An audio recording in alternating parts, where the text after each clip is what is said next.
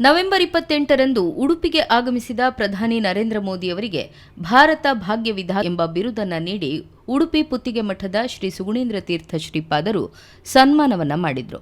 ಈ ವಿಚಾರಕ್ಕೆ ಸಾಮಾಜಿಕ ಜಾಲತಾಣದಲ್ಲಿ ವಿರೋಧ ವ್ಯಕ್ತವಾಗಿತ್ತು. ಈ ಕುರಿತು ಸ್ಪಷ್ಟನೆ ನೀಡಿರುವ ಶ್ರೀಗಳು, ಪ್ರಧಾನಿ ನರೇಂದ್ರ ಮೋದಿ ಭಾರತದ ಭಾಗ್ಯವನ್ನ ಬೆಳಗಿದವರು. ವಕೀಲರ ಬಳಿಯೂ ಈ ಹೆಸರಿನ ಬಗ್ಗೆ ವಿಚಾರ ಮಾಡಿದ್ವು. ನರೇಂದ್ರ ಮೋದಿ ಅವರಿಗೆ ಸರಿಯಾಗಿ ಅನ್ವಯವಾಗುತ್ತದೆ ಎಂದು ಈ ಬಿರುದನ್ನ ನೀಡಿದ್ದೇವೆ. ರಾಮ ಮಂದಿರ ನಿರ್ಮಾಣ, ಕಾಶ್ಮೀರದ ಸಮಸ್ಯೆ ಬಗೆಹರಿಸಿದ್ದು, ಉಗ್ರಗಾಮಿಗಳಿಗೆ ಪ್ರತ್ಯುತ್ತರ ನೀಡಿದ್ದು, ದೇಶ ರಕ್ಷಣೆ, ಆರ್ಥಿಕತೆಯ ವಿಚಾರದಲ್ಲಿ ದೇಶಕ್ಕೆ ನರೇಂದ್ರ ಮೋದಿಯವರ ಕೊಡುಗೆ ಅಪಾರ. ಭಾರತದ ಭಾಗ್ಯದ ಬಾಗಿಲನ್ನ ಮೋದಿ ತೆರೆದಿದ್ದಾರೆ ಎಂಬುದು ನಮ್ಮ ಭಾವನೆ. ವಿಶ್ವಮಟ್ಟದಲ್ಲೂ ವಿಶ್ವ ನಾಯಕರಾಗಿ ಗುರುತಿಸಿಕೊಂಡವರು. ಭಾರತದ ಗೌರವ ಪ್ರಧಾನಿ ಮೋದಿ ಅವರಿಂದ ಹೆಚ್ಚಾಗಿದೆ. ನಾನು 25 ವರ್ಷಗಳಿಂದ ವಿಶ್ವ ಸಂಚಾರ ಮಾಡ್ತಾ ಇದ್ದೇನೆ.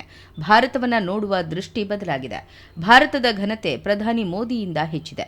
ಈ ಕಾರಣಕ್ಕೆ ಭಾರತ ಭಾಗ್ಯವಿಧಾತ ಹೆಸರನ್ನ ಆಯ್ಕೆ ಮಾಡಿದೆ ಎಂದರು. ರಾಮ ಮಂದಿರ ನಿರ್ಮಾಣವನ್ನು ಮಾಡಿದರು. ಕಾಶ್ಮೀರದ ಒಂದು ಸಮಸ್ಯೆಗೆ ದಿಟ್ಟವಾದಂತಹ ಹೆಜ್ಜೆಯನ್ನಿಟ್ಟರು. ಉಗ್ರಗಾಮಿಗಳಿಗೆ ಒಂದು ಸರ್ಜಿಕಲ್ ಸ್ಟ್ರೈಕ್ ಮಾಡಿ ಒಂದು ಬಹಳ ದಿಟ್ಟವಾದಂಥ ಹೆಜ್ಜೆಯನ್ನಿಟ್ಟರು. ಇಂತಹ ಅನೇಕ ಕಾರ್ಯಗಳನ್ನು ಅವರು ಮಾಡಿದ್ದಾರೆ. ದೇಶ ರಕ್ಷಣೆಯ ಕಾರ್ಯಗಳು, ಆಮೇಲೆ ಆರ್ಥಿಕವಾದಂತಹ ಒಂದು ಪುರೋಭಿವೃದ್ಧಿಯನ್ನು ಕೂಡ ಮಾಡಿದ್ದಾರೆ. ಹಾಗಾಗಿ ನಮ್ಮ ದೃಷ್ಟಿಯಲ್ಲಿ ಭಾರತದ ಭಾಗ್ಯದ ಬಾಗಿಲನ್ನು ತೆರೆದಿದ್ದಾರೆ. ಅದಕ್ಕೆ ಅವರು ಭಾರತ ಭಾಗ್ಯವಿಧಾತ ಅಂತ ನಾವು ವಿಶ್ವಮಟ್ಟದಲ್ಲಿಯೂ ವಿಶ್ವ ನಾಯಕರಾಗಿ ಇವತ್ತು ಮಿಂಚುತ್ತಾ ಇದ್ದಾರೆ. ಭಾರತದ ಗೌರವ ಅವರಿಂದ ತುಂಬ ಜಾಸ್ತಿ ಆಗಿದೆ.